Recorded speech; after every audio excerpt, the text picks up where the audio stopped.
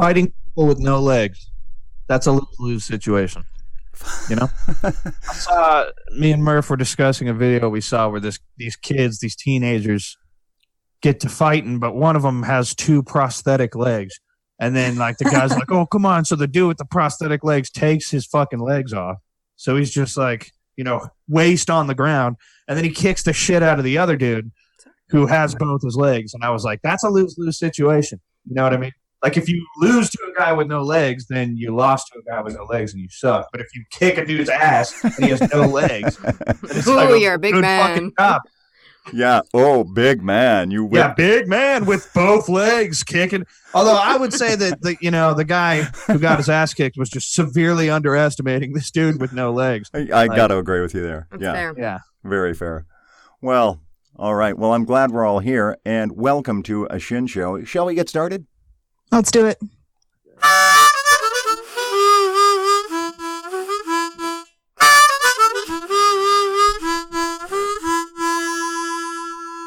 Welcome to a Shin Show. I'm your host, Pete Shin. Joining me from an undisclosed location on the East Coast is spouse Elsie Shin, and from an undisclosed bunker location in the Midwest, son Nicholas and daughter Sara.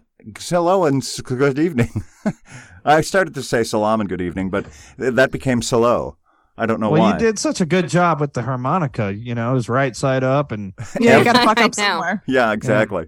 Yeah, even perfection has its flaws, which, if you think about it, is a stupid thing to say, and yet it's an expression a good buddy of mine has that I've taken up because it seems so descriptive.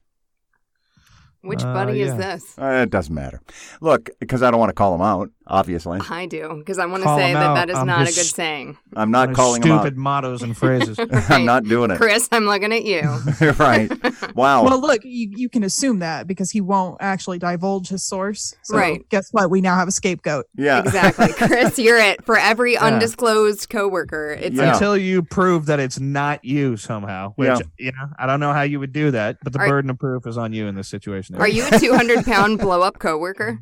No, he's not. And he actually sent us questions. Not this week, but last week. So we know he was real. And since I'm the person who's describing the friend, I can tell you with authority that it's not Chris. Shout out to Chris right away. Why wait? Why make him wait for it? How do we know you didn't send yourself the email questions and that Chris isn't a 200-pound blow-up coworker? That's a fair question. I guess the burden of proof is on me. He was so satisfied by our very helpful answers that he thought, there's no way I could trouble these people with more questions. That's Right. probably true right there. That's probably true. All right. Well, so let's get right to it and talk about our top personal news of the week. Let's start with you, Sara. Top personal news. Do you have any? Nah, son. That's going to be a nah for me, dog. All right. Got it. Okay. How about you, Nick? You typically have some sort of personal news. Oh boy, personal news. It's great. It's news. It's something new that you haven't heard before, and it's personal. Something that relates to you. You put those two things together, what do you get? You get personal news, and there it is. And what is that? It's it's a being, it's a thing, it's a presence, it's an essence. But no, I don't have it.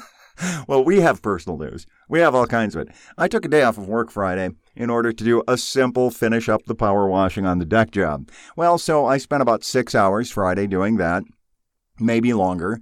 And then Saturday we go out to finish, just doing some touch up and then start applying stain. And then we realize, oh shit, we have all of these boards on the inside that are holding up the netting. And so if you take those boards off, only then can you truly get the gazebo and the deck clean enough to stain. So we removed all of the boards, took down all of the netting, repower washed, bought some shit that helps you get the boards clean, sprayed that all over, sprayed again. And so after another 7 hours of cleaning on Saturday, we are now ready to stain the deck. But oh wait, now we've sprayed it all down again, so it's wet. And so it doesn't dry well enough in 24 hours. So at the end of this weekend, we have a very clean but unstained deck still and yet after 2 full weekends of work. Gazebo 2, Shin 0. Yeah, Gazebo 2, Shin 0, indeed. Wait, so why are you doing this? Like, Why the fuck are you doing this? You have to as homeowners, or else your shit looks rotted and warped like mine does. And then it becomes actually rotted and warped and becomes condemned, or else it's a safety hazard, and then you have to take it down and rebuild the whole fucking thing. And that is thousands and thousands of dollars, as opposed to what we're doing, which is only $1,000 and thousands of hours. Right. Right. So you tell me which is better. At this point, I don't know. But our deck. I don't know. You must be lying awake wondering what's the fucking point of it all. Get a rancher with a concrete patio. That's the advice. Yeah. Don't get a deck. Just avoid decks. Does your apartment have a deck, son? Nope. Ground floor. Yeah. I'm kind of in the floor. I'm kind of in the ground, actually. Is it a garden basement? Is it a garden type situation? Is it a hobbit house? What is it? No, it's just like the ground level is like halfway up all my windows. Oh, yeah, that's a garden. Well, what they call a garden apartment. So you actually have to go downstairs to get to your door, correct? Well, yeah, you have to go downstairs. That's cute that they would call it a garden apartment because there's no garden. It's just ground. It's the ground. Well, you're growing like a flower under the ground. Yes, just you and your 200-pound blow-up Taylor. Yeah, in the darkness of night. I don't have the lights on. I don't have any internet. I don't have any power or water or furniture or carpet. Just you and your 200-pound plound. I don't know. What's with me and the L's? I don't know. I said salam. I said plound. I don't know. I don't know what's wrong with me. I don't know, dude. You need to get your shit together. You need to tighten up. You're a fucking professional, for God's sake. Jesus. Well, I'm supposed to be. I am supposed to be. You're right. What is this, amateur hour? I know. Is this your first rodeo cheeseburger? I don't. Probably not. No. I'm sorry. Right. I apologize. I'm going to really, really strive to do better from now on. Yeah, any more grammar mistakes will be harshly criticized. Yeah, and not tolerated, obviously. Yeah. Well, so much for personal news. Elsie, do you have any special personal news that you'd like to share this week? There's a pretty fabulous story that involves my car being dead Monday morning, taking Brad's truck to work, and it running out of gas in the front tank, apparently after I parked. So when I went to leave, I also couldn't get it to start and couldn't figure out why. And Peter had to come save me, and that was a whole thing, only to then not charge the Outback enough on Monday night. So therefore, Tuesday morning when I went to leave for work, it being dead again still, and then having to jump it with the truck in the garage when there's no room. It's a good fun story. But nonetheless, finally, by the time I left work, it was amazing. Yeah, so let me just step in here and say this. So Elsie calls me, right? The truck won't start. She says to me, and I quote, "The truck isn't doing anything." So I immediately assume it's the battery, right? Because the truck has had battery. Well, and because the Subaru's battery had just died. So it's like the recency effect. Yeah, so and it got to work just fine. No sputtering engine that would indicate that it's almost out of gas. Yeah, but here's the point. And the point is this. That at no point did she say the truck is turning over. The engine is turning over, but nothing is happening. She just says nothing is happening. So yeah, that's a big detail to wait, did the gas meter not work? See, here's the fun thing about the story. I was leaving out all the parts where the tit for tat comes in because that's what makes the story fun. Because there's a lot of fucking tit for tat if you want to go there, honey. But I was leaving that out. No, I think you should leave it in. I think we should let the children. That makes for a good story. I think all right, well then. More of a roller coaster. This has to back up even further then. All right, but before we start, I think that the children should adjudge blame at the end of it and then determine who among us is the asshole. Okay, kids, keep your scorecards. Seriously. They're good at judging. It'll be fine. So it all starts last Saturday night when we're having a little campfire with some friends, and you heard Lily catching fire, the whole fun story. But your father and I keep fighting over who gets to control the fire. He pushes the log left, and I'm like, no, and push it to the right. What the fuck does this have to do with the cars? It starts with that's when the tension between you and I started. That's not true. Oh, yes, it is. That's where the perceived slight came into play and filtered through all the action. I started the fire. I always have to start the fire, and then the big man comes in and can just push it around like it's his fire. I don't think so. So then Sunday, we're power washing the deck. And I was like, For the first time.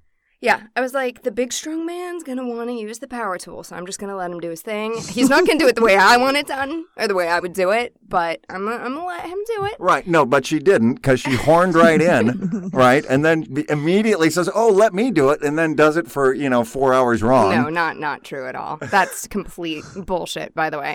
Everything I'm telling you, truth. That, not. So anyway, I'm like, I'm going to go clean out the cars. That's how this whole story happened, right?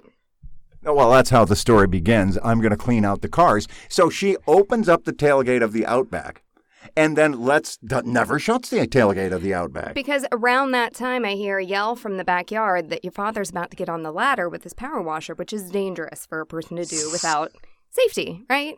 So I leave what I'm doing to help your father not die. And then 6 hours later... Wait. Who summoned the help? I didn't summon any help. You were getting on the ladder. You had to have somebody to spot you. I don't know how she intuited somehow that I was climbing on the ladder. This already we see the hole in her story. You shouted from the backyard. I don't remember that at all. I don't think that's true. All right. I never did. I never did. So that's how the car died in the first place. Is through her negligence. Of course. Right. So then... It's out of gas, but I call your father. Now, this is the Outback that's out of gas. So she drives the truck because the Outback's battery was dead. Yes, the Outback's battery's dead. That's why she drives the truck. Yes, which got to work just fine. No problems. We're all good. I'm leaving work late. There's only 2 other cars in the parking lot even. I know your father's already left for home, and he drives by my work on his way home every night. So I call him up and I say, honey, where are you at? And he says, I'm on the corner of X and Y. Yeah. And I'm like, perfect. It's right around the corner. Come on to my work area and save me. Only to have him call me back 2 minutes later with the following news. I forgot my ID at work. And so you can't get on to an installation without your identification, without your official military identification. So I can't get onto the base to help her because she works on a base. So I can't get on. So help is not on the way. Well, help is sitting at the gate. The gate is about a 5-minute walk, maybe a 10-minute walk from where she is. So she's got to walk. 10 to 15 minutes. It's, honey, walk to the gate and get me on base. So I can help you because you don't know when a truck is out of gas. At this point, so we didn't. Does the gas needle work? No, of course not. That would be convenient. But so it doesn't work? You know this about it. It works, but only after a fashion, you see. Right. I mean...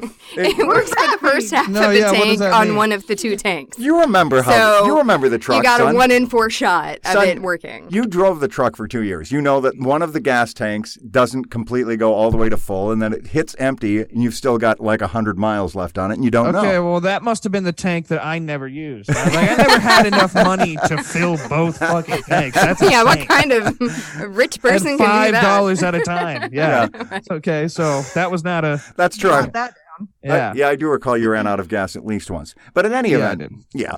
So anyway, she eventually gets a ride. She gets me on there, and then I cheerfully begin jumping the truck, right? And so the thing's all connected. It goes, it turns right over. I'm like, wow, I mean, that battery charged real quick. Let's take a look inside, and of course, the needle is on empty. Why don't you flip the gas tank? Flip, boom, just like that. I've driven the truck when it's run out of gas before, and you just flip the tank, and it's no problem, but it literally gave me no indication it was out of gas literally as I'm parking that morning. Yeah. Seriously, okay. Yeah, okay, but when you turn the engine over and you're and it doesn't start, that point you think, Fine. and the needle is on empty, maybe I could just press the button as if I even bother looking at the gas gauge because that thing's always wrong. All right, so here's the point. So I'm like, you know what, fine. We're going to move on. Congratulations. He's won some. I've won some. You're keeping your own score, of course.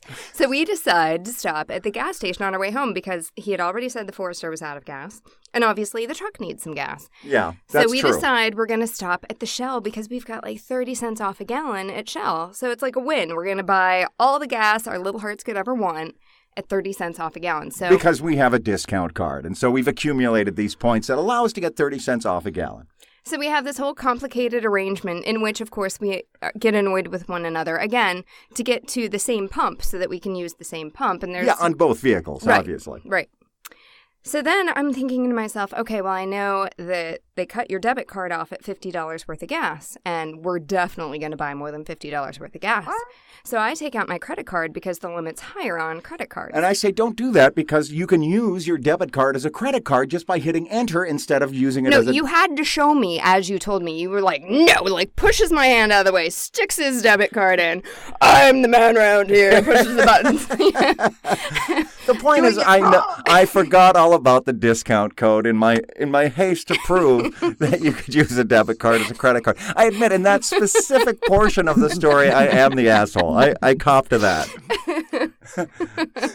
Okay, and next? So then we get home, and we pull the Forester in next to the Outback, charge it all up. Well, even that. Okay, so... What do you mean, even that? No. It's sitting there to charge for a while, and nothing's happening. We're like, wow, it must be really fucking dead. Your dad's like, I'm changing out of the suit. I'll be right back.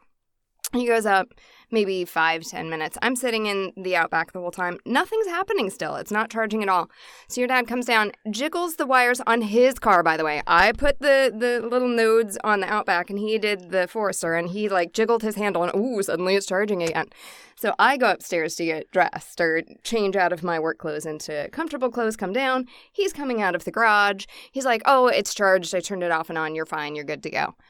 And yeah, which it did. But in fairness, now, in that part of the story, now she's sitting in the car for 10 minutes and it's not starting. Do you think at some point one might have gotten up and jiggled the wires yourself? No, might have, but I me. wanted 5 minutes of personal time for the first time all fucking day. I just wanted to sit and relax. Okay, well, that's kind of your bad, not mine. Oh, okay.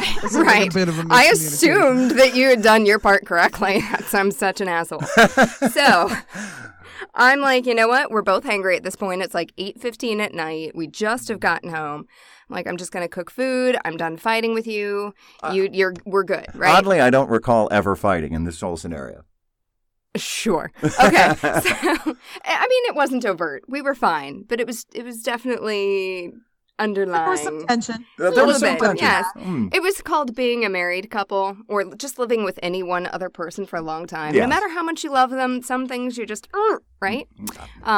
Kids, this is what marriage is. You're welcome. I never knew that. Nick doesn't have that problem with his blow-up doll. Not yet. All right, anyway. Once she turns into a real girl, he might, though. So we make food the next morning, and honestly, in the back of my head, I'm thinking, it couldn't have possibly charged long enough. But you know what? It's cool. We're just going to go with this. But no, the next morning, I go to start the car, and fucking nothing. And, of course, I'm gone at work. I've left 45 minutes earlier, so I can't help her. But the good news is that the truck is full of gas. She can pull right in, charge it up. And although it's very difficult to fit that Ford into the garage alongside the Outback, she did it. And good on her. She's the hero. Well, even that was fun in that, as Nick will know, you can't, well, I don't think Nick knows this, you can't get out the passenger side of the truck anymore from the inside. Because the handle broke off. I remember that. So I had to park so close to the Outback that I had to get out in a dress, hop in the bed of the truck, hop down the side of the truck in between the trash cans, open the door from the outside, scurry like back through to get back. It was a whole thing. Yeah, we've already determined that you're the hero in this portion of the story. Girl power. Yeah. But yeah, all right. That's it basically. Okay, so is that it? That's it. That's the whole thing. All right, I determined this within the first 2 minutes of the story, just as I predicted. You're both the asshole. Right? We're 5-year-olds. Really. Both the asshole. Big exactly. time. Big time. Not just a little bit. Oh, I see. Well, I mean, yeah. Sure. If it's a little bit, it's big time. You know. Okay. Very well. Let's have Sara weigh in as well. No, I'm good. But you've gone to school for judging things. Dude. Like, there's no assholes here. It's just people being people. Exactly. Yeah. All right. Exactly. Well, loving people are the loneliest people. All right. It's just fun when you can admit that and you can get through that very easily with someone because they're so wonderful. Yeah. Right. Yeah, so that happened. All right, anyway, well, I'm glad that, Nick, thanks for weighing in with a severe judgment. Sara, thanks for weighing in with no judgment. Perhaps that's even better. I like that. I think that, that's pretty typical of both of us, quite frankly. Yeah. Exactly. Very good. Well, yeah, it flip-flops between the two of us. But yeah, that's true. It's usually one or the other. So I saw this, you know how, like, people do crawfish boils? Like, they just get, like, a big fucking pot, like, and they get all the seasoning in there and they just work that shit with their hands, and then, like, it makes the crawfish taste delicious. Yeah, something like that. Yeah, I kind of know something about that. Sure. How? Well, I saw a video of people doing that in some obscure country, but it was with like big fucking grasshoppers, like real big, like at least 6 inches long.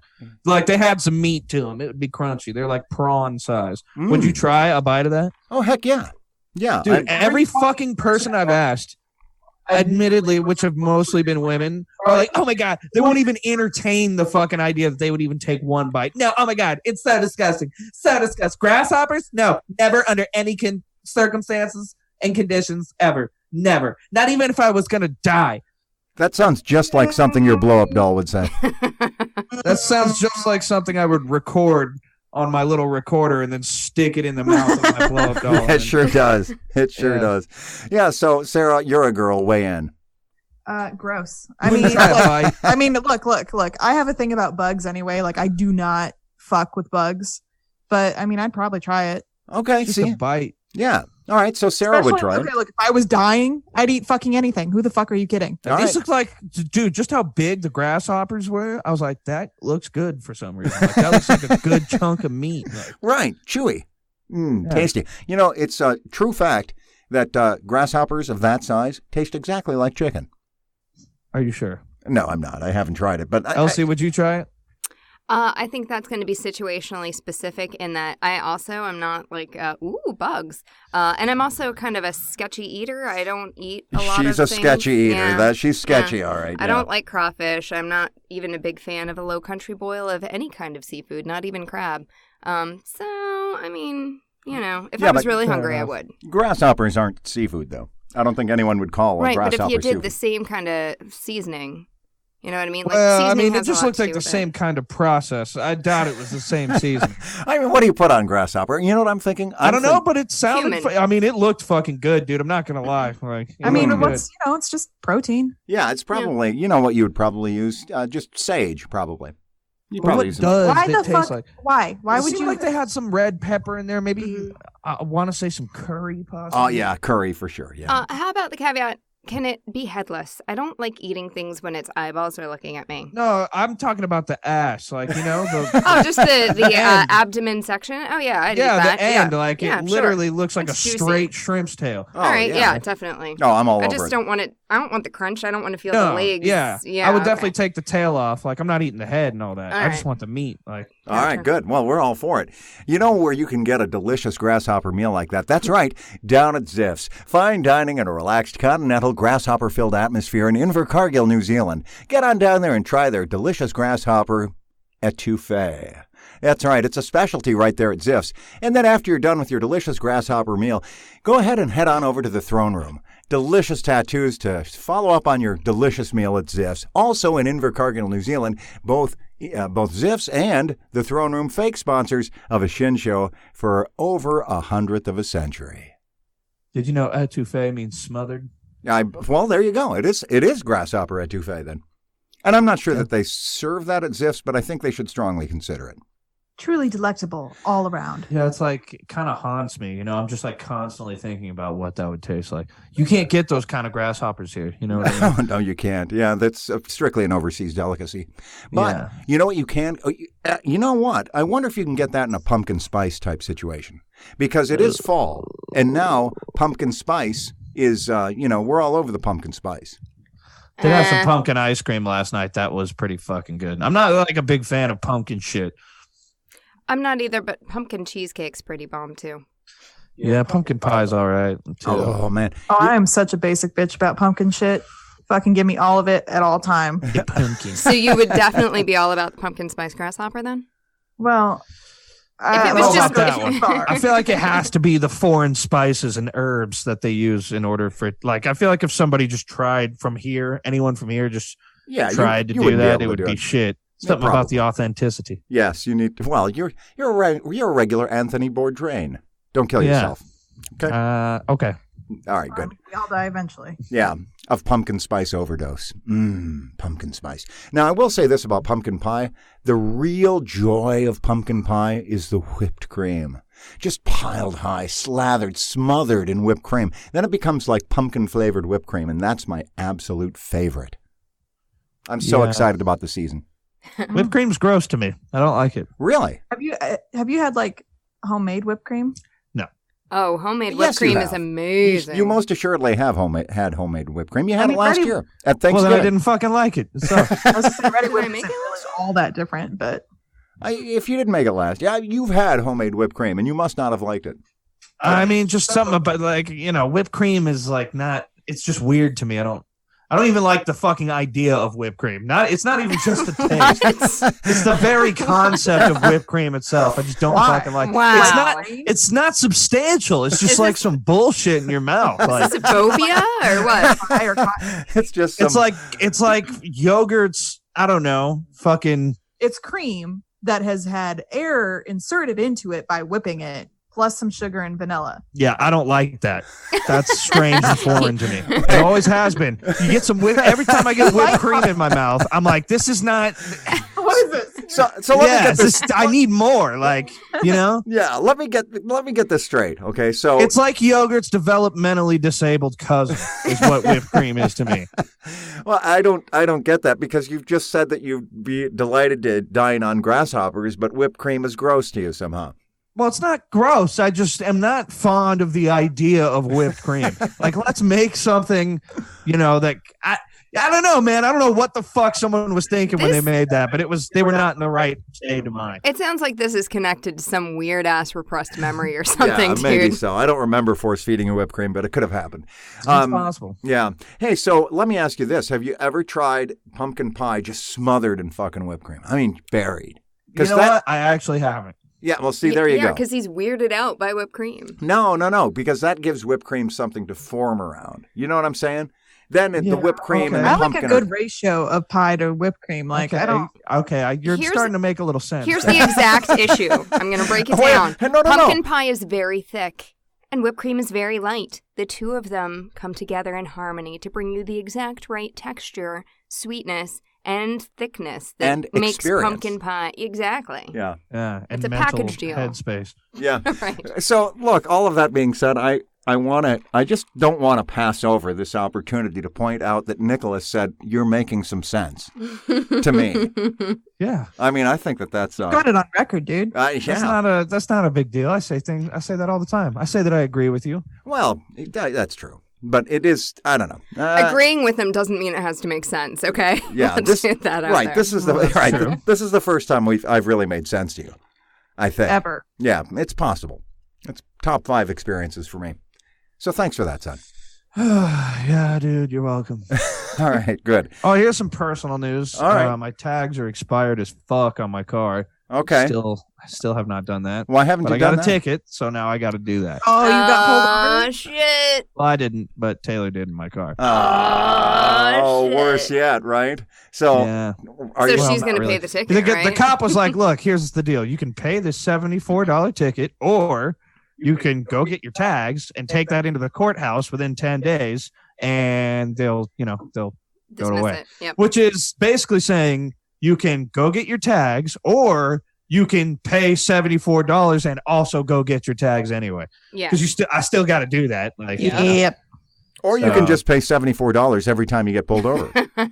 That's true. That's risk management right there. I could, yeah. Yeah, I mean, do that. Yeah, but I think your tags on what is that, like a 1978 Honda that you drive? Something like that. 99. Yeah. Just 21 years. Right. off. Your car's old enough to vote, I think. In any event, or it's close to it anyway. So here's the point. It's got to be like about $74 to get your car registered. Isn't that true? Yeah, it's pretty cheap. Yeah. Yeah. So it's that's my personal news. Now that I think about it, I'd do it tomorrow. I got to go to the DMV tomorrow. Or I guess I could actually do that online. But then where do you get your tags then? No, email them to you, and you can't because you've moved and and your tags are expired. You can do that before your tags expired. You can't do it afterwards. Right. Well, fuck the DMV then. that's for people who follow the rules. Right. It's not like I don't follow the rules. It's just sometimes the rules escape you. Here's a word of advice on the DMV. Yeah, that's a good way to put it. The nice thing about you having not as solid of a work schedule as a lot of people means that you don't necessarily have to go during lunch hour when most other people will try to run in. So my advice is go at if I go to the 10 a.m. DMV, I go right when they open. That's very smart. So right, assuming you don't sleep till noon, you're going to be fine. Yeah. Yeah, I think that's naturally. Yeah, of course. No, but I'm going to go there at 8 in the morning. That's what because I got to get my brakes done tomorrow. Also, got to drive down to Nebraska City and have Bubba help me do my brakes and also get the oil changed in not only my car, but also Taylor's car as well. Wow, it's a big car Full day. Yeah, you've got a big car day ahead of you. You really do. Yeah. All right. Yeah. Well, good. Well, it sounds like you're really doing some adult things there. Yeah. I mean, I do that regularly.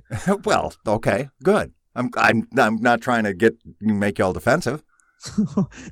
I'm not defensive, but as soon as you say that, then as soon as you say I'm not defensive, you sound defensive. Right. Same thing as when someone calls you crazy, you say I'm not fucking crazy. Right. And now you sound crazy. Exactly. Yeah. I'm not the one being defensive. Maybe you're the one being defensive. You ever think of that? Yeah. Yeah, all the time. All right. Very good. Well, so here we go on to what I've been reading. I finished The Handmaid's Tale. And I have to say, I really, truly enjoyed greatly the book. Much better than the series. Interesting. Yeah. I made the very, very terrible mistake of trying to explain to two women at work why The Handmaid's Tale is not a good show anymore. It was good, but then it's all right. But now it's not. Yeah. Yeah. The main character just keeps doing the same stupid shit. And it's, I don't know. She's unlikable because she's a dumb hoe anymore. Yeah. Mm. And then now, but I'm a man saying that's oh, yeah, well, you just don't get it. Yeah. Okay. All right. I don't get it. You clearly don't. Yeah. Sarah, have you ever watched that show? Yeah, I watched even this most latest season. I'm pretty sure I've watched it all more than all of you. Yeah, you probably have. I mean, I watched about a season and a half, and I grew bored with Offred's nonsense. Me too. Yeah, there's a lot more of that. It's like her character this season was all over the fucking place. I'm like, can the writers pick a direction and goddamn stick with it? Yeah. And to be honest, the only reason I liked the show is the mystery. What the fuck's happening here? Once it was all laid out on the table. See. I'm a big fan of rebellion stories, so I stuck through it for that. But I mean, because rebellion encompasses many different forms, big and small, and I like that shit. But again, if they could just pick what fucking direction they're going to go in and stick with it, that would be dandy. Yeah, exactly. Well, that's what I liked about the book. The book was compact. It was very descriptive. It was extremely well written. Margaret Atwood is an absolute professional as a writer, and it ended on a note that was filled with mystery. You could write your own adventure at the end of it. I really liked the book better than I thought I would. When was that book written? It was written in, I think, 1982, perhaps. Oh wow! Or relatively early in the Reagan era. Yeah, so it was definitely ahead of its time. Yes. Cool. Yeah. Real cool, bro. Real cool. Okay. Very good. How about you? Have you watched anything? Have you read anything? Have you heard anything? I went to a Scarlord concert this week, which was part 2 of Brad's birthday concert tickets. And it was this really great little venue in D.C. where it's you walk down into a basement and, it's just very dark and kind of just a stage and a bar in the corner. The thing I will say about Scarlord is this, which is that the demographic there was, I want to say, 90% young males between the age of about 17 to 24. And about 70% minority and 30% white. So I very much was in my groove because that's who I really am at heart. But really, I just found a corner to sit in and did my own thing. But the musician was very good, actually. I really enjoyed the music. It's just not my thing. I'm not going to get in there and mosh with a bunch of little boys, basically. This is her way of telling me she has a lover. Well, you really are at heart a 17 to 24-year-old man who is 30% minority, 70% white. No, 70% minority and 30% white. Yeah, that's who I am. Okay. All right, good. And in other news, just getting the clarification on that. Right. In other news, she enjoyed the concert. Okay, very good. How about you? Wait, so he had 2 parts to his birthday? Yeah. How many parts are there? Well, no. So he asked for concert tickets. That was all he got for his birthday gift. But not all the bands he wanted to see, were all on his birthday. So he got tickets to Beck and Spoon and Cage the Elephant, which was in the end of August, and then we just saw Scarlord, and then we're going to see Claro in November. Yeah, so That's a lot of concerts. yeah, it is. Three-parter. Yeah, it is. It's a 3-part concert extravaganza for his birthday. But Skylar and Clara were like $20 ticket venues. They're small. You know, he only turned 17 once. I think you remember, son, when your 17th birthday, I think I, locked you in your room. So, yes, that sounds right. Nice. That 17? is. Yeah. I'll make up for it, Nick. Don't worry. Yeah, don't you worry.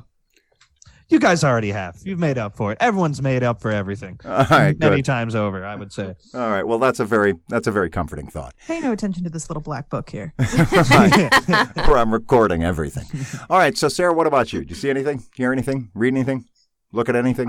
We went to go see Ad Astra. Oh, I really wanted to see that movie, but then we didn't. So how was it? It was very pretty. Oh, good. It was 2.5 hours of Brad Pitt dealing with his existentialism and daddy issues, with just a small layer of man's hubris laid over it. So, it's all right. What the fuck is the movie about? It's about an astronaut. Brad Pitt's daddy issues. Yeah, he's going looking for his daddy out by Neptune or something, right? Yeah. So what it's about is Brad Pitt's father went on the first unmanned, not unmanned, the first long mission out to the edge of the solar system to try and see if there's extraterrestrial life. Yeah, deep space. Deep space. If you get past some sort of electromagnetic bullshit, you're supposed to be able to contact people at the edge of our solar system. And so then some shit happens, and they think that it's the long range spaceship's engine fucking up that's causing it. So they bring Brad Pitt in to try and contact the people out there and fix it because it's fucking up shit on Earth. Okay. That makes very little sense to me. So what is this in present day? In the near future. Okay, so all right, hold on. So Brad Pitt's dad is on a ship that is sent to the outside of our solar system. The very edge by Neptune. Okay, so this is all within our solar system based on the idea that there's extraterrestrial life in our own solar system. We're looking for extraterrestrial life. In our own solar system. Or beyond, yes.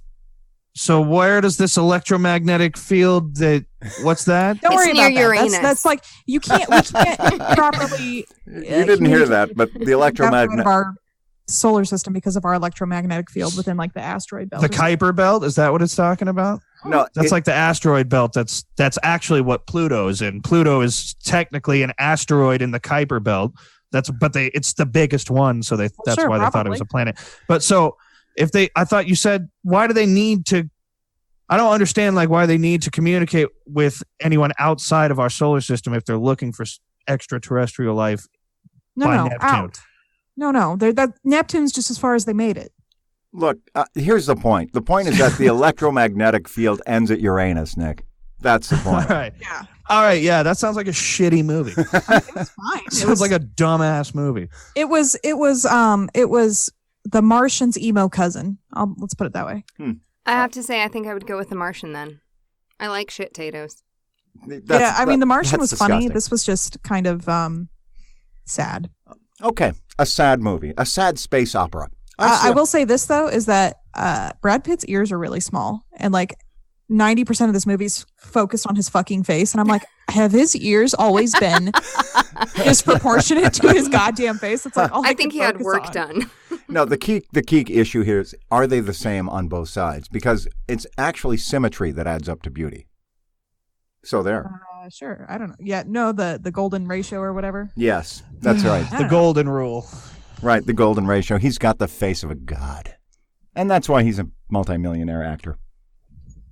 With freakishly small ears. With freakishly small ears, yeah. Freakishly small ears. It's freakishly small. All right. Other than that, I haven't read any. Well, I mean, I'm reading 3 or 4 different things, but nothing coherently or seriously. So that was it. That was the highlight. Nothing compelling. Okay. Well, don't forget, El Camino debuts on Netflix on October 11th at the I am sequel. aware. Okay. Very good. All right. Just want to make everyone prep for that. Oh, you know what? I listened to the Black Keys on Joe Rogan's podcast. Oh, yeah. What'd you think of it? Those guys are fucking cool, man.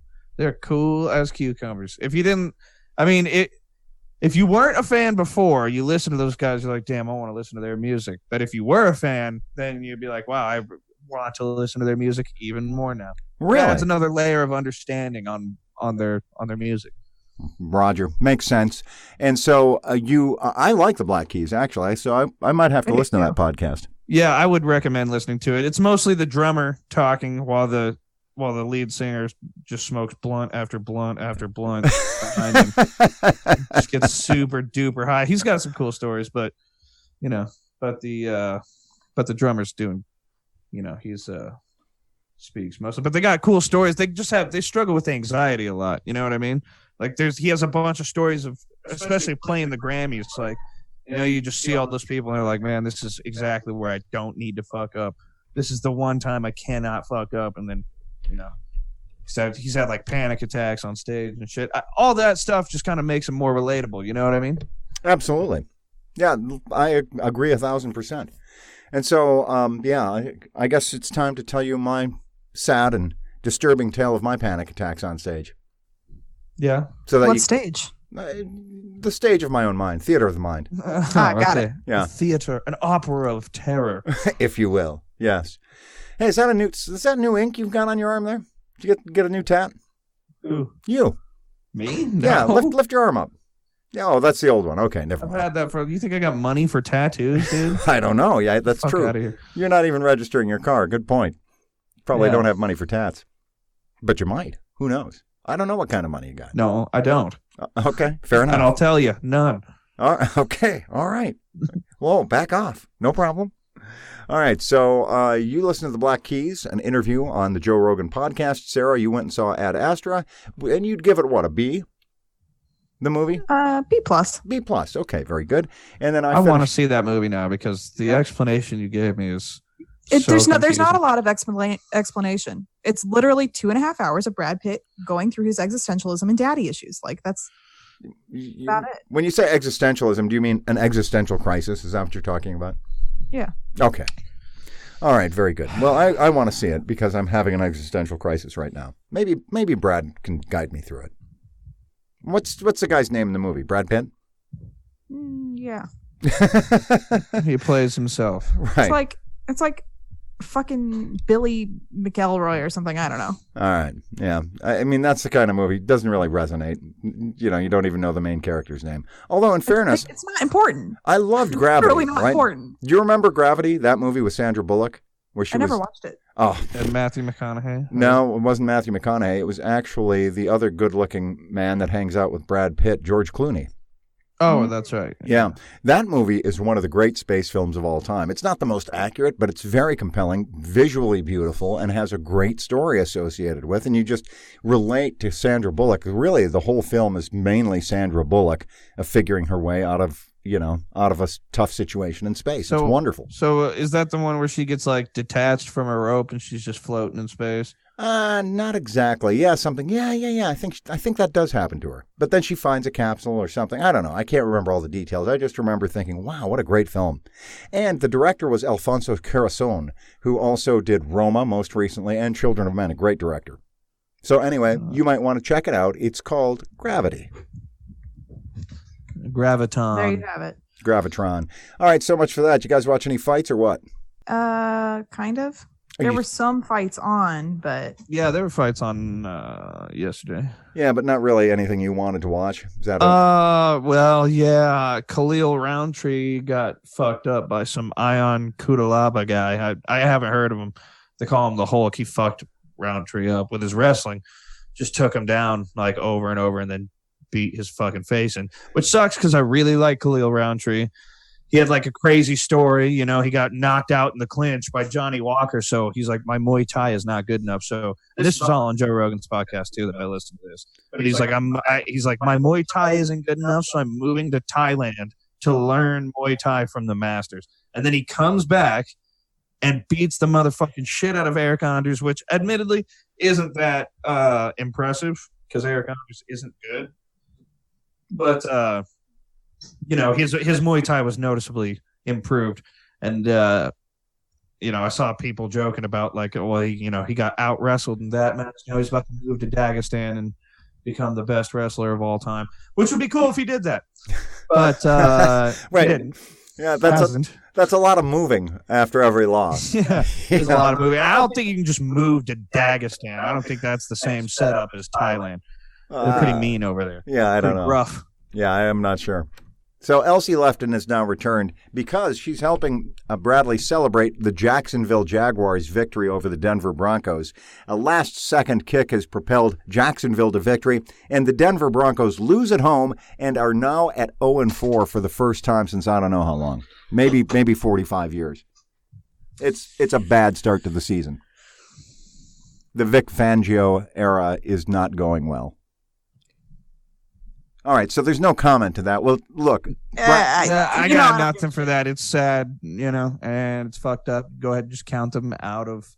Yeah. You don't need to watch any more Broncos games this year. Total cross-off. Yeah, they're a cross-off. They'll be lucky to get to 8-8 and probably won't. Oh, no. Yeah. No. Very highly doubted. No. But the Browns are looking good. No. The Bills, I mean. Well, no. The Bills would have won today had they not thrown 4 interceptions, one of which was in the end zone. Okay, well, I didn't know about that, but I was just talking about their record this season was 3-0 until they lost to Tom Brady and the undefeated 4-0 New England Patriots. Do you think the New England Patriots are good at football? I don't know. I mean, think they're good at cheating.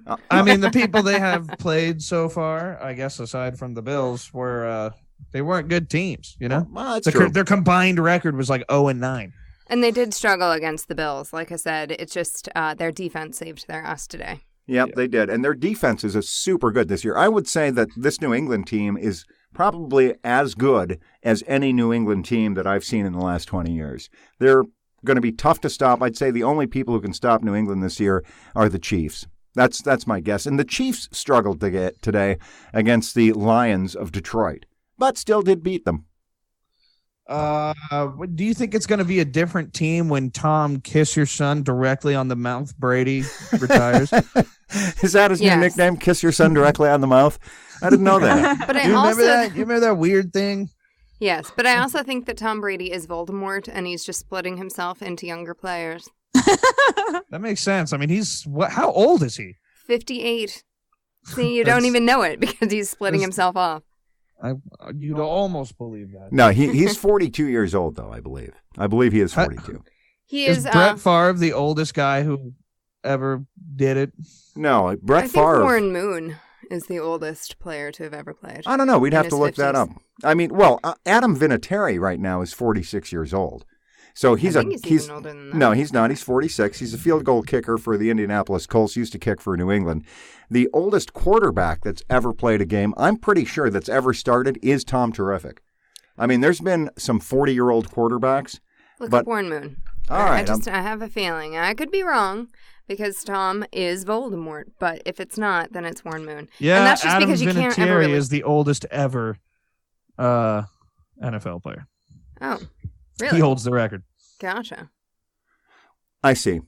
Well, actually, the oldest NFL quarterback to throw a touchdown pass was Chris Chandler. Actually, it wasn't Chris Chandler. He was unable to play. Steve DeBerg became the oldest quarterback to start an NFL game.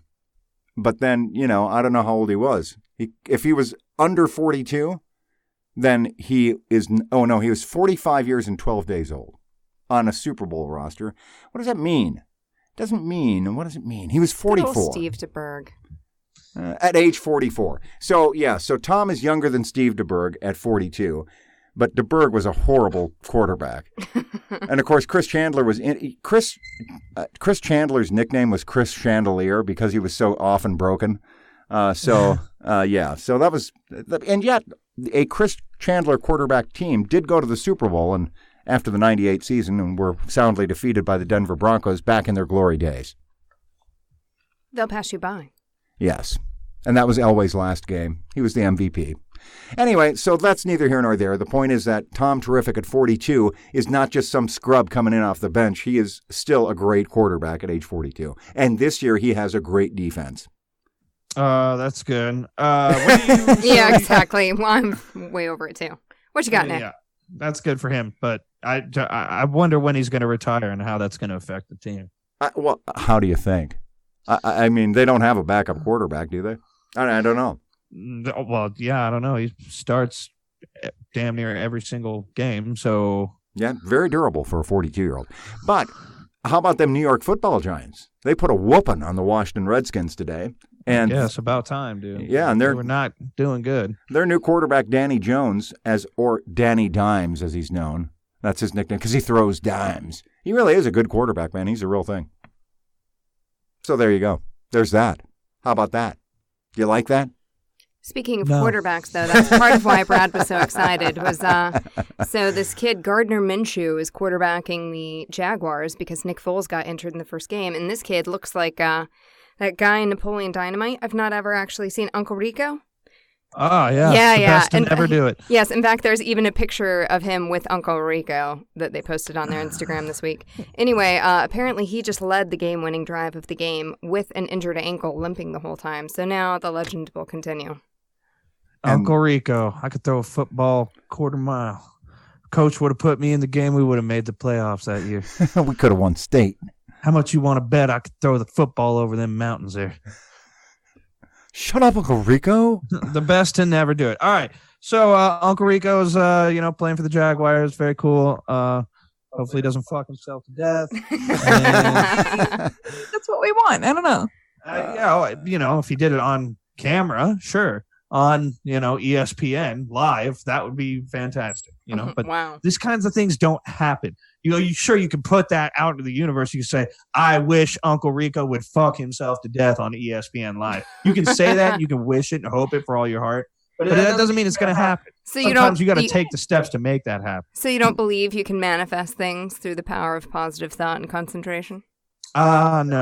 No, unless you want to fuck yourself to death, and that's within your own power. Yeah. I think we should all do a mental experiment of whether or not the secret is real by all manifesting Uncle Rico fucking himself to death on TV. Here's what I want to manifest. I want to manifest Ezekiel Elliott having an absolutely horrible game against New Orleans. That's what I want to manifest. I want him to have like three touches.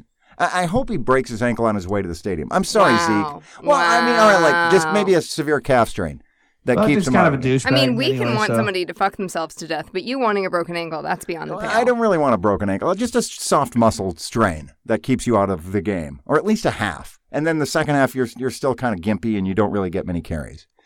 And here's why. If Zeke Elliott has a big game, I lose on my fantasy football. If Zeke Elliott has a bad game, I probably win. So it's all down to Zeke Elliott. So how was your sports ball this week, Sarah? Do you guys watch college ball at all? I'll tell you what, I was definitely right when I told you to pick Ohio State over Nebraska. let me 10 in confidence. She's like, so do you think Ohio State versus Nebraska, who's going to win? I said, Ohio State's going to fucking teabag Nebraska's corpse. Right there. I did write at the bottom of my thing. I said it's going to be a bloodbath, boys. So yeah, that was correct. Reads that and enjoys that. I don't know. Did Kansas or TCU win? How should I know? I don't really follow. I just asked you guys if you watched college. Well, we were dealing with the Duck situation. You see, and also, I could look it up, but I don't want to. That's what I thought you were doing. Your phone was in the camera. All we saw was your phone. I thought for sure you were looking it up. No, Joy. Do you have any action on this, Sarah? What's the deal? What's the stakes? There's a prize every week, but it's like dumb shit. Doesn't matter. The stake in this is really just annoying my coworker. What kind of price tag can you put on that? That's priceless. Yeah, that is priceless. That's like sustenance to me. Well, I will say, right. It fuels your evil soul. Sometimes I can feel myself being annoying and I can't stop. I'm like the clown from It. Right. In what sense exactly? That I feed on in the gutter. Instead of fear, it's the annoyance of other people. Oh, can confirm. Yeah, Taylor got a bad dose of it the other night. Oh my god! She's telling me to order a pizza, and I was just being such a fucking. I just was like, I don't know how you gotta fucking. And she'd be like, all right, let me see it. I'd be like, no, you're gonna mess it up. I'll do it. And then I'd ask her a bunch of questions. She'd be like, oh my god, just give me the fucking phone. I'll order the pizza. I'm like, no, you're gonna mess it up. And then I give it to her, and then she'd be like, all right, what don't you understand? I'd be like, all right, give it back. I got it now. And then I would just I just kept fucking with her like that for like hours, dude. She was getting so mad. And then that was making me laugh. And then I could feel myself being annoying, but I couldn't stop. Right. Because well, I mean, when you're dealing with a plastic blow-up doll, let's face it, you can have sex whenever you want. So right. She's when on you're another both ends. When you're just arguing with yourself and annoying yourself and laughing at yourself and then screaming at yourself. Right. It's good fun. She's in your probably windowless, furnitureless apartment. Right. The garden level. Yeah, garden level. Come have a stay. Right, or as Sara refers to it as the gutter level. In any event, yeah. So I'm glad that you've got a real good sport for a girlfriend. That's all I can There's tell no locks on my apartment door because it's just a manhole cover. Right, I gotta find it. I challenge you to lift it up. It's very heavy. Yeah. Oh, that's good. All right. Well, yeah. So Nebraska got crushed. The teams I know, Clemson won. But barely. They barely beat North Carolina. Alabama, of course, rolled. Auburn is a sneaky, sneaky good team this year. And I think Auburn can if they can beat Alabama in the Iron Bowl, they have a real shot at the national championship. Sarah's just making faces and waving. She doesn't care. She doesn't know. I told you, man. I said maybe Auburn. And you were like, no, Auburn's not going to happen. I didn't say that. Yes, None of you those did. people were on my bracket for this week, so. I never did. You did. I know you did. I might have. It's possible. All right. So that's enough sports ball. So what about the week ahead? Any big plans this week? No. No plans.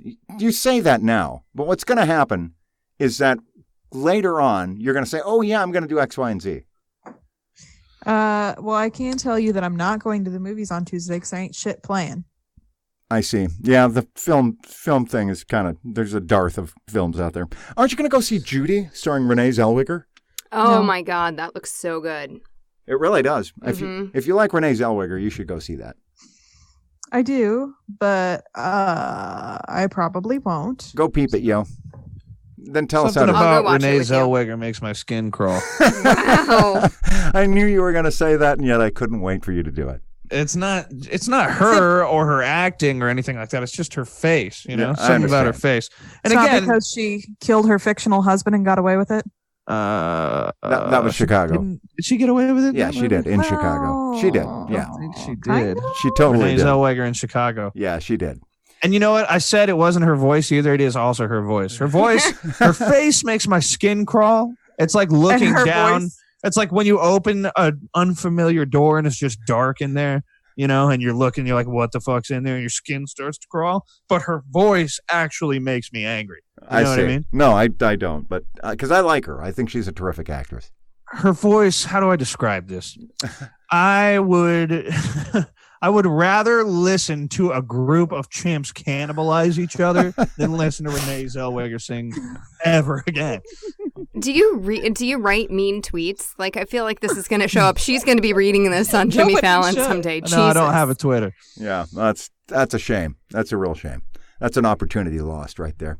Chimps cannibalizing each other. Renee Zellweger looks like a Halloween mask of Marilyn Monroe.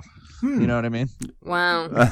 Poorly made, cheap Halloween mask of Marilyn Monroe. Why you got to hate on the Renee? You know how it's like her facial features kind of sit a little off kilter from her skull. Renee, You know what I'm I think saying? you're beautiful, so I'm sorry. Please don't hate us or sue us for You this. know, when someone puts a Halloween mask on and their right eye is looking out of the left eye of the Halloween mask, that's what she looks like to me. This is a classic case of you not knowing when to stop annoying us. All right, fine. You guys can, ride Renee Zellweger's dick into the sunset for all I know. Wow. All right, so we know what you've got planned for the week ahead. A visit to the DMV. That's right. Yeah. And any other big plans this week, son, or any plans at all? No, got to fix the taillight, fix Taylor's taillight, change her oil, fix my brakes, change my oil. Hit the gym. Lawyer up. Delete Facebook. Right. Every week I create a new Facebook just so I can delete it. And Right. lawyer up and Must hit the feel gym. real good. Right. And hire a new attorney and fire the last one. Yeah. Actually, President Trump should do a little more attorney firing. He'd be better off. Yikes. Yikes. All right. Anyway, so how about you, Elsie? Any plans this week? I plan on surviving it, if possible. All right, that's a good plan. I approve of that plan highly. And then Wait. Hold on. You remember last week I asked you guys a question to think about for this week? No, I don't recall it. What the fuck? What was the question? The question was, which fictional death hit you the hardest? Oh, yeah, I don't remember that. I do now, but I never actually listened to the last 3 minutes of the pod this week. So you guys have been thinking about it. Give us a minute. Go ahead. You start.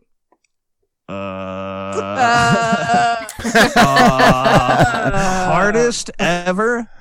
I mean, I don't know. Okay, look, I do remember. Here's my quick answer, because I remembered this question and still didn't give any thought to it over the past week. I definitely remember reading the 5th Harry Potter book on a car trip with you, Dad, from Nebraska to Colorado. And I finished the book because, spoiler alert, Sirius dies or whatever. Right. And I closed the book and I just quietly cried for like an hour. I was like, I don't know. Are you crying right now? Maybe. So I don't remember being too torn up otherwise. I mean, here's a death that really fucked me up that wasn't fictional but had a lot of fictional characters, and that's Robin Williams. Oh yeah, that's fair. That fucked me up pretty good. Yeah. Oh, but so sad. Off the cuff, serious. All right, I'm going to say Arthur Morgan from Red Dead Redemption 2. Oh, okay. That was a sad one, dude. That one was fucking crazy. You're like, damn, this guy's getting into all these gunfights and fucking bar fights and shit and crazy fights with the law, and then tuberculosis. Oh, that'll get no you. cure for that. That'll get you every time. And his fucking horse. Spoiler alert. Not that any of you guys will. Or anybody, whatever. Doesn't matter. His horse dies too, man. I had just gotten real fucking. I bonded with that horse because I had killed a few other horses on accident. There was one time I got off the horse on some train tracks because there was a legendary fish that the railroad went over this lake, and so I'm fishing just off the railroad tracks, and I hear a train coming, but I'm right in the middle of catching this fish. I can't just. It's a legendary fish. Yes. Yeah. Right. So, but the fucking, I forgot that I left my horse on the railroad tracks. The fucking train goes behind me, like it barely misses me. And I'm like, whew, I avoided that train. Nice. And I can still catch this fish. And then I literally see the horse flying in the air. I'm like, that horse cost me like $3,500 fucking bucks. That one. Sometimes you can save the horse. You give him some medicine, and then he's all good to go. No, you gotta shoot those. In the middle of the fucking lake. No, he was not. And I did that twice actually. There was another one where I got off the horse on the railroad tracks for a mission. I didn't realize that the mission, like a story cutscene, a train pulls up. So my horse is just fucking mincemeat underneath that train when I do the mission. But the third horse, I bonded with him, man. He was my buddy. I took good care of him, and he died anyway. That bastard. Ungrateful bastard. Oh, man. Well, that puts my mind to shame, which is going to be Gandalf. And is it truly a death? Because he did come back, but at the time, it's like, oh, man, all of these people are fucked without Gandalf. Yeah, that's true. They're just a bunch of little people. Yes. What are they going to do without Gandalf? But then Gandalf comes back. It did seem pretty dark. I mean, that was the whole point. Yeah, it was. The darkest, deepest pits of Moria. Yes. And then they escape out of Moria, but there's no Gandalf. And then the second book ends. I should reread that shit. Oh, yeah, so, man. Here's a question for the collective.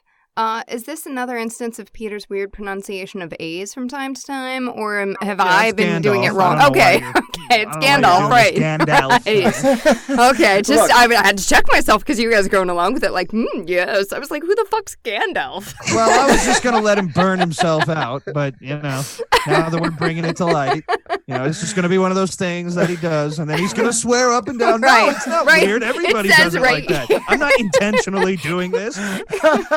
But he is, in the back of his mind, he's rubbing his little grubby paws together. I love it. It's Gandalf. How would you pronounce that? Gandalf. Gandalf. I don't know, dog. Did you even watch the movies? They don't know how to pronounce it. It's a movie. Okay. They don't know. I think the Lord of the... Actually, you know what? I can't say because I never read any of the books. But I feel like... that the Lord of the Rings did good job with the books for the movies. Actually, I've heard it said that the movies are better than the books in some ways, and in some ways they are because they cut out all this bullshit that you don't need in the books. The books are good, but the movie kind of, without leaving too much out, really leaves out the shit that J.R.R. Tolkien could have done without. Which is ironic because they did the exact opposite with The Hobbit. Yeah, that was no bueno, right? Yeah. I mean, you add more shit in the movie that isn't in the book, it's like, it's just not that good. But when you did the opposite with the Lord, you'd think they'd have learned their own lesson. But no. Well, was it the same director, though? It was, in fact. Really? Mm-hmm. Yes. Peter Jackson. Wow. Yes. He wanted that sweet, sweet Lord of the Rings money. He did. Yes. Wanted that I sweet trilogy. guess, But that trilogy was just not nearly... I mean, you turned a 180-page children's book into a 3-movie trilogy. Come on, man. Yeah. What do you think's going to happen? Bad shit. That's what's going to happen. Whoa. Yeah. Didn't go. Yeah. Okay, fine. All right, good. You have a question for us for next week to contemplate that we can ignore? Oh, because fuck me and my answers, huh? I didn't think you... I thought you'd already given your answers. No. All right, what are your No. answers? In typical fashion, I can't choose just one. So my first, most memorable from just my first experience of death really was Old Yeller. That dog made me cry. The next one would have to be Ellie from Up, just because it's so beautiful, and it's like you hope that if you're gonna die, it's gonna be that way. I mean, not if you're gonna die, you're gonna die, but with this whole beautiful love story. Yeah. And then They never had a Subaru. right. But the death that I guess had the most impact would be Severus Snape, because just so much came to life and to light, and you understood a lot of things so much more deeply with his passing. All right, so that's a good one. So 2 out of the 4 were Harry Potter themed. That shows you the cultural impact of J.K. Rowling. By the way, did you know that there's a conspiracy that says J.K. Rowling is not a single person? Really? Yeah. Okay. I knew that there was a theory that she wrote the first 4 books and then it was a team of writers after that, but... Oh, well, if it was a team of writers after that, and they fucked up, they should have just left it to her. You know? There's a lot of retcon things, a lot of things that you would think a team of people, however many more brains than one would be able to catch, hey, we're kind of contradicting the shit that is going on in this book. Are we going to address that? Or? All right, good talk. All right, so what are we missing? Anything? We're all missing something, aren't we? Right. I'm missing dinner right now, so let's wrap this up, folks. I'm pretty fucking hungry, too. I'm so hungry, I could just eat a regular-sized grasshopper, no seasoning. If one just happened to hop up. Yeah, if one just happened to hop up, I would eat it head first, too. Not even just the meat. I'm talking the whole thing. But well, then I'd better get you kids to dinner.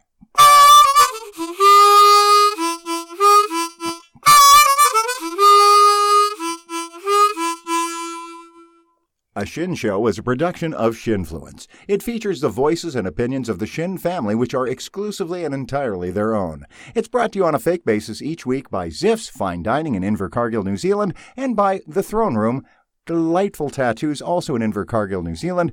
Both The Throne Room and Ziff's proud fake sponsors of A Shin Show for more than 100th of a century. You can find us on Apple Podcasts, Google Play Music, or wherever you get your podcasts. Be sure and join us next week when we'll hear Nicholas Shin say, however hungry I was, I'm not hungry anymore after hearing you say, let me get you kids to dinner. And then just jumping into the harmonica solo that was cool. It's just cool to say it that menacingly. I didn't lost my appetite. You're welcome. I didn't think it was that menacing, but you're if welcome. this was It an was office, awkward. I would go to HR about it. It was awkward. So sorry. Well, good to talk to you, kids. I love you. Yeah, it's good to talk to you as well. Love, peace, chicken grease. Yeah. Love you. Bye. Bye. Oh, you don't love me, Sarah? Is that it? Climb off her back. All right, She fair just enough. likes to hear you be insecure. out loud. I do revel in that a little bit, not gonna lie. All right. Love you, bye. All Is right. that better? Much better. Love you. Bye.